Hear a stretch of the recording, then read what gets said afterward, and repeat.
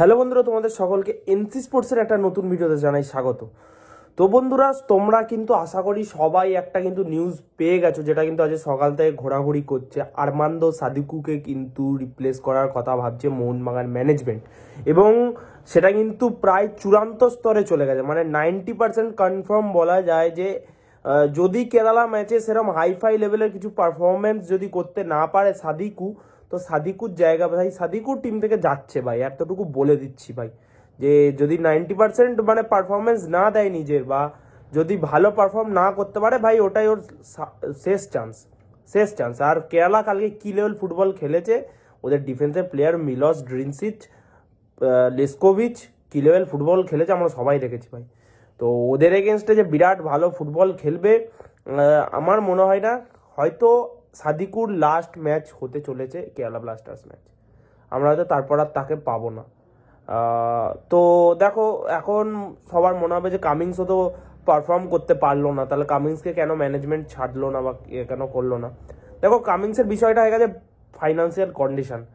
হয়তো যদি সাদিকুকে রিলিজ করে সেক্ষেত্রে হয়তো ম্যানেজমেন্টকে খুব বড় জোর 8 কোটি টাকা মতো খরচা করতে হবে, কিন্তু যদি কামিংসকে ছাড়তে হবে ম্যাক্সিমাম 15 থেকে 16 কোটি টাকা খরচা আছে, যেটা কিন্তু এই মুহূর্তে আমাদের ম্যানেজমেন্টের পুরো একদম খুবই ক্ষতি হবে। প্লাস কোনো রিপ্লেসমেন্ট প্লেয়ার আনতে পারবে না, যা টাকা ওকে দিতে হবে সেই টাকায় একটা ভালো প্লেয়ার চলে আসবে, এরকম টাকা দিতে হবে ওকে। তো মনে হয় না কামিংসকে এখনই ছাড়বে, বাট সাদিকুকে আমার বলা মনে হচ্ছে, বা আমি চারিদিকে যা নিউজ শুনছি, ম্যানেজমেন্ট কিন্তু সাদিকুকে নিয়ে ডিসিশন নিচ্ছে, কারণ সাদিকুর পারফরমেন্সে কিন্তু তারা একদমই খুশি নয়। আর শোনা যাচ্ছে বেশ কিছু ইন্ডিয়ান প্লেয়ার রিক্রুটমেন্ট করা হচ্ছে, তার মধ্যে গোয়ার কিছু প্লেয়ার আছে, যেমন দেবেন্দ্র মুরগাওকার আছে, বা তোমরা যদি বলো সেভিয়ার গামা থাকতে পারে। বেশ কিছু ইন্ডিয়ান আরও বেশ কিছু প্লেয়ারদের স্কাউট করেছে, আই লিগ থেকেও কিছু প্লেয়ারদের স্কাউট করেছে, কিন্তু মোহনবাগান ম্যানেজমেন্ট এখনো জানা যায়নি যে সেই প্লেয়ারগুলো কারা। আর আমাদের ম্যানেজমেন্ট কত ভেতর কাজ করে সবাই জানোই ভাই, কি বলবো আলাদা করে এই বিষয়টা নিয়ে। তবু যদি আমার মনে হয় যে যদি এই মুহূর্তে সাদিকুকে ছেড়ে দেওয়া হয় এবং তার জায়গায় যদি ভালো কোনো উইঙ্গার আনা হয়, যতদূর শুনছিলাম যে কামিংসের সাথে তার মানে সেন্ট্রাল কোস্ট মেরিনার্সে লাস্ট ইয়ার অব্দি খেলেছে একটা প্লেয়ার, ব্রাজিলিয়ান প্লেয়ার ক্রিস্টিয়ান টেলো, তাকে কিন্তু টার্গেট করেছে মোহনবাগান। তো সেই প্লেয়ারটিকে যদি আনতে পারে এবং সে যদি ম্যাচ ফিট থাকে, তাতে যদি আমাদের সমস্যার সমাধান হয়, তো